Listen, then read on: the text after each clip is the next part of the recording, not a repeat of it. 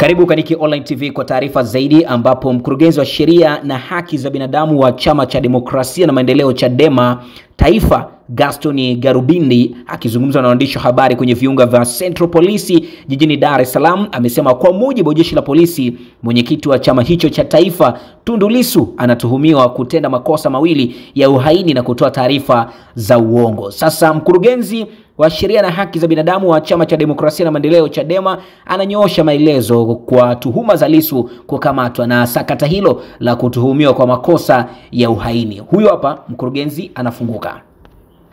Naitwa Gaston Garubindi, ni mkurugenzi wa sheria na haki za binadamu Chadema. Leo asubuhi mwenyekiti wa chama taifa, kama mnavyofahamu, jana alikamatwa Songea, kwa hiyo amesafirishwa usiku kucha, amefikishwa Central Police. Kwa tunapozungumza na ninyi, mwenyekiti ameshawasili hapa tangia saa 4 asubuhi, na jeshi la polisi wanasema wanamtuhumu kwa makosa mawili. Kosa la kwanza ni kosa la uhaini na kosa la pili ni kutoa taarifa za uongo. Kwa tunasubiri jeshi la polisi wakamilishe taratibu zao kwa maana ya mchakato wao wa ndani, halafu watampeleka mahakamani. Kwa sisi kama chama, nina wito tu wa aina mbili. Mosi, kwa mawakili wote wa chama nchi nzima kokote kule walipo, mwenyekiti yuko ndani na tuna changamoto hii, kwa hiyo tunawaomba mawakili wote kujitokeza, tuwasiliane nao, tufanye logistic kwa ajili ya kumtetea mheshimiwa mwenyekiti wa chama ambaye ana kesi hiyo ya uhaini kwa mujibu wa jeshi la polisi. Wito wa pili kwa wanachama wetu popote pale walipo, taarifa rasmi ni kwamba mwenyekiti yuko ndani anashikiliwa na jeshi la polisi, na kwa kosa hilo wanalolisema jeshi la polisi la uhaini halina dhamana. Kwa naomba wafahamu kwamba mwenyekiti wao yuko ndani, lakini ujumbe wa mwenyekiti kwa wananchi ni kwamba madai na mchakato wa no reforms no election unapaswa kuendelea huko, na kila mtu afanye kile ambacho anaona kinawezekana kuhakikisha kwamba kauli mbiu yetu na slogan yetu ya no reform no election inaendelea. Kwa hiyo kwa kifupi ni hayo. Tunasubiri utaratibu utakapokamilika, tutawaita tena kwa ajili ya kuwapa update nyingine za kimahakama. Asanteni sana. Labda hali yake ikoje? Hali ya mwenyekiti kiafya ni nzuri, inaridhisha, lakini kama mnavyofahamu kwamba mwenyekiti anakuwa anatumia dawa za mara kwa mara kutokana na madhira yaliyompata, na kama mnavyofahamu walivyomkamata na kumleta, ukamataji wa Tanzania ni ukamataji ambao haufuati misingi ya kisheria. Kwa hiyo mwenyekiti ameletwa, lakini dawa zake zilibaki, na kwa bahati mbaya wakati nimezungumza na dereva wake ndio kwanza walikuwa wanaitafuta Iringa. Kwa hiyo unaweza kaona dawa ziko huko nyuma. Hatuna namna, kama tutazipata na tutafanya utaratibu wa kutafuta aina hizo za dawa zipatikane, tutampatia, lakini zikishindikana tutaona utaratibu mwingine wa kufanya. Hali yake ya afya inaridhisha kidogo, lakini sio ile, kwa sababu mnajua mwenyekiti anatumia dawa mara kwa mara. Labda polisi wanasema uchunguzi katika upelelezi wao umefikia sasa ngapi na wanafikishwa ndani muda gani mahakamani? Kwa mujibu wa taarifa ya ofisi ya ZDCO, wamesema uchunguzi wao umeshakamilika kwa zaidi ya 60%. Kwa maneno yake mwenyewe amesema umekamilika kwa zaidi ya 60%, na akasema watamfikisha mahakamani si chini ndani ya masaa 48 watakuwa wamempeleka mahakamani. Kwa sisi tunasubiri, kwa sababu hiyo ni promise ya jeshi la polisi kwamba watamfikisha mahakamani, wampeleke mahakamani ili mahakama ikaamue kama hicho ambacho wanadhani mheshimiwa mwenyekiti amefanya ni uhaini au sio uhaini. Mwenye hilo jukumu ni mahakama, sisi jukumu letu tutakutana nao mahakamani kule, tutahojiana na jeshi la polisi. Lakini je, mnahoji hayo makosa alitenda katika mazingira gani au katika? Sasa ili uweze kupata hizo particulars zinakuwa kwenye hizo ni offense, mpaka tupate hiyo hati ya mashtaka. Hiyo charge sheet ikija tutajua sasa hayo maneno yao alifanya lini, alisema nini na nini wanachokiita uhaini na nini sio uhaini. Halafu tutalinganisha na sheria inasemaje kuhusu uhaini na vitu vingine kama hivyo. Hiyo michakato, ndugu waandishi wa habari, ni ya mahakamani sana. Tuvute subira kidogo. Wakishaleta kule mahakamani tutakuwa na majawabu. Naitwa Gaston Garubindi, ni mkurugenzi wa sheria na haki za binadamu Chadema. Leo asubuhi mwenyekiti wa chama taifa, kama mnavyofahamu, jana alikamatwa Songea, kwa hiyo amesafirishwa usiku kucha, amefikishwa Central Police. Kwa tunapozungumza na ninyi, mwenyekiti ameshawasili hapa tangia saa 4 asubuhi, na jeshi la polisi wanasema wanamtuhumu kwa makosa mawili. Kosa la kwanza ni kosa la uhaini na kosa la pili ni kutoa taarifa za uongo. Kwa tunasubiri jeshi la polisi wakamilishe taratibu zao kwa maana ya mchakato wao wa ndani, halafu watampeleka mahakamani. Kwa sisi kama chama, nina wito tu wa aina mbili. Mosi, kwa mawakili wote wa chama nchi nzima kokote kule walipo, mwenyekiti yuko ndani na tuna changamoto hii, kwa hiyo tunawaomba mawakili wote kujitokeza, tuwasiliane nao tufanye logistic kwa ajili ya kumtetea mheshimiwa mwenyekiti wa chama ambaye ana kesi hiyo ya uhaini kwa mujibu wa jeshi la polisi. Wito wa pili kwa wanachama wetu popote pale walipo, taarifa rasmi ni kwamba mwenyekiti yuko ndani anashikiliwa na jeshi la polisi, na kwa kosa hilo wanalolisema jeshi la polisi la uhaini halina dhamana. Kwa naomba wafahamu kwamba mwenyekiti wao yuko ndani, lakini ujumbe wa mwenyekiti kwa wananchi ni kwamba madai na mchakato wa no reforms no election unapaswa kuendelea huko, na kila mtu afanye kile ambacho anaona kinawezekana kuhakikisha kwamba kauli mbiu yetu na slogan yetu ya no reform no election inaendelea. Kwa hiyo kwa kifupi ni hayo, tunasubiri utaratibu utakapokamilika, tutawaita tena kwa ajili ya kuwapa update nyingine za kimahakama. Asanteni sana. Labda hali yake ikoje? Hali ya mwenyekiti kiafya ni nzuri, inaridhisha, lakini kama mnavyofahamu kwamba mwenyekiti anakuwa anatumia dawa za mara kwa mara kutokana na madhira yaliyompata, na kama mnavyofahamu walivyomkamata na kumleta, ukamataji wa Tanzania ni ukamataji ambao haufuati misingi ya kisheria. Kwa hiyo mwenyekiti ameletwa, lakini dawa zake zilibaki, na kwa bahati mbaya wakati nimezungumza na dereva wake ndio kwanza walikuwa wanaitafuta Iringa. Kwa hiyo unaweza kaona dawa ziko huko nyuma. Hatuna namna, kama tutazipata na tutafanya utaratibu wa kutafuta aina hizo za dawa zipatikane tutampatia, lakini zikishindikana tutaona utaratibu mwingine wa kufanya. Hali yake ya afya inaridhisha kidogo, lakini sio ile, kwa sababu mnajua mwenyekiti anatumia dawa mara kwa mara. Labda polisi wanasema uchunguzi katika upelelezi wao umefikia sehemu ngapi na wanafikishwa ndani muda gani mahakamani? Kwa mujibu wa taarifa ya ofisi ya ZDCO, wamesema uchunguzi wao umeshakamilika kwa zaidi ya 60%. Kwa maneno yake mwenyewe amesema umekamilika kwa zaidi ya 60%, na akasema watamfikisha mahakamani si chini ndani ya masaa 48 watakuwa wamempeleka mahakamani.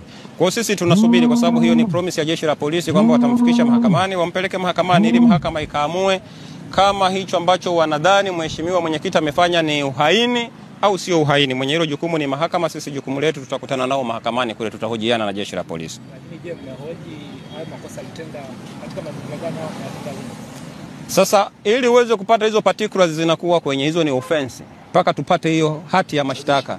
Hiyo charge sheet kija tutajua sasa hayo maneno yao alifanya lini, alisema nini na nini wanachokiita uhaini na nini sio uhaini. Halafu tutalinganisha na sheria inasemaje kuhusu uhaini na vitu vingine kama hivyo. Hiyo michakato ndugu waandishi wa habari ni ya mahakamani sana, tuvute subira kidogo. Wakishaleta kule mahakamani tutakuwa na majawabu. Naitwa Gaston Shundo Garubindi, ni mkurugenzi wa sheria na haki za binadamu Chadema. Leo asubuhi mwenyekiti wa chama taifa kama mnavyofahamu jana alikamatwa Songea, kwa hiyo amesafirishwa usiku kucha, amefikishwa Central Police. Kwa tunapozungumza na ninyi mwenyekiti ameshawasili hapa tangia saa 4 asubuhi, na jeshi la polisi wanasema wanamtuhumu kwa makosa mawili. Kosa la kwanza ni kosa la uhaini na kosa la pili ni kutoa taarifa za uongo.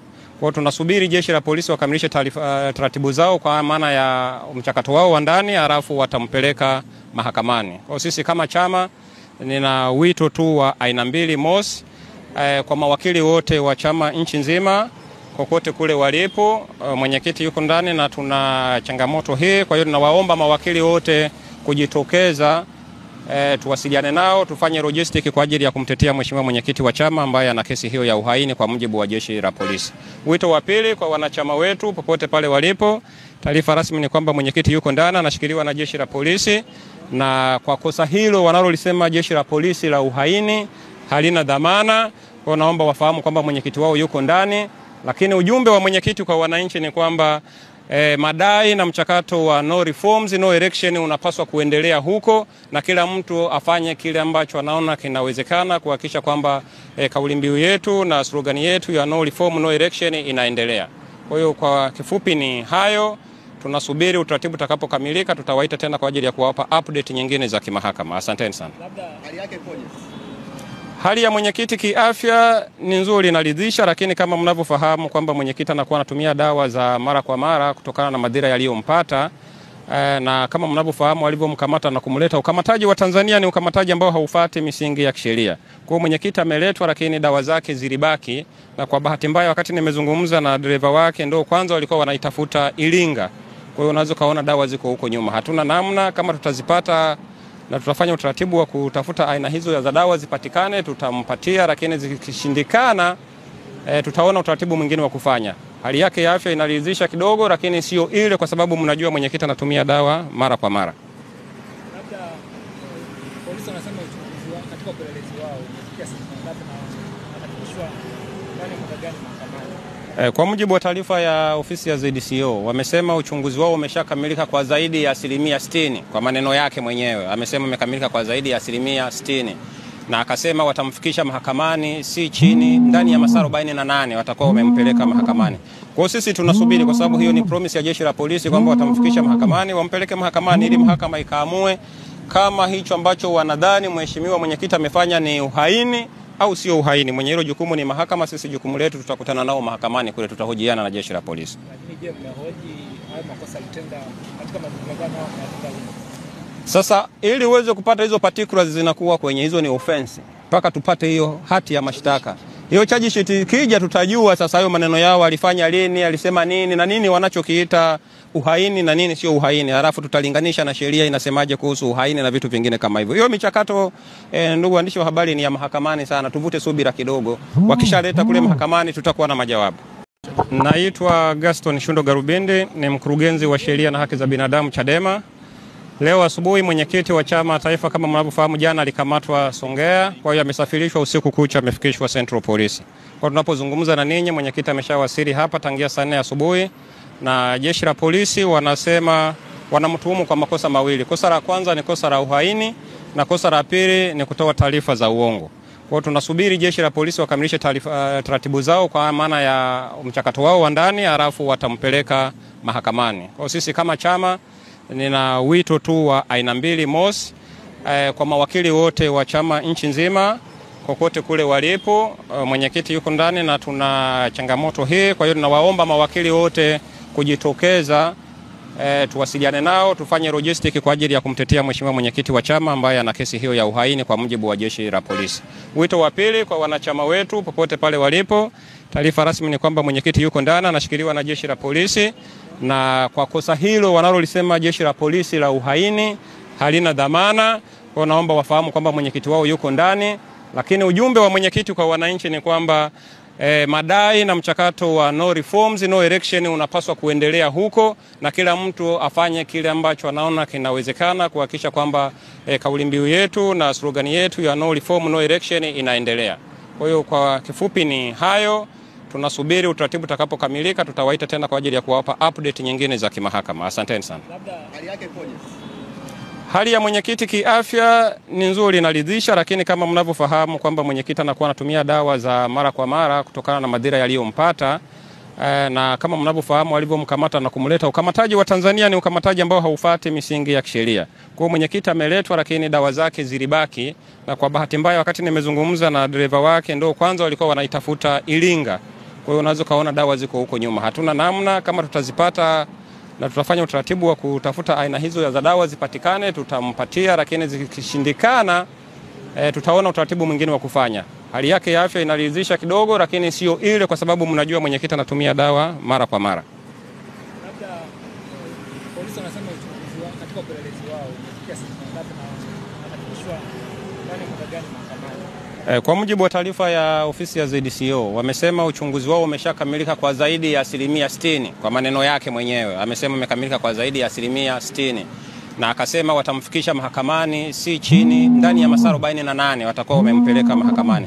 Kwa hiyo sisi tunasubiri, kwa sababu hiyo ni promise ya jeshi la polisi kwamba watamfikisha mahakamani, wampeleke mahakamani ili mahakama ikaamue kama hicho ambacho wanadhani mheshimiwa mwenyekiti amefanya ni uhaini au sio uhaini. Mwenye hilo jukumu ni mahakama, sisi jukumu letu tutakutana nao mahakamani kule, tutahojiana na jeshi la polisi. Lakini je, mnahoji hayo makosa alitenda katika mazingira gani au katika Sasa ili uweze kupata hizo particulars zinakuwa kwenye hizo ni offense mpaka tupate hiyo hati ya mashtaka.